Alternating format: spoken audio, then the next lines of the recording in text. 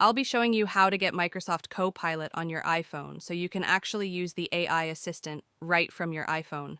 So to get this, all you have to do is go to the Apple App Store and then tap on the search function.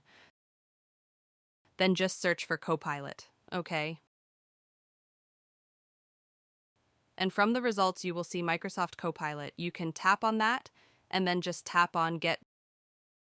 Just go ahead and install it like any other application. And once it's installed, you can launch it from there. And you have Microsoft Copilot right on your iPhone, so you can just go ahead and either tap on Continue or sign in, and then sign in with your Microsoft account, and you're good to go. So let me just sign in quickly. And then, of course, you might be asked to set those quick signups. Just keep that for now. And there you go. So we now have Microsoft Copilot, the AI assistant, right on the iPhone. Thanks for watching, and I will see you in the next video.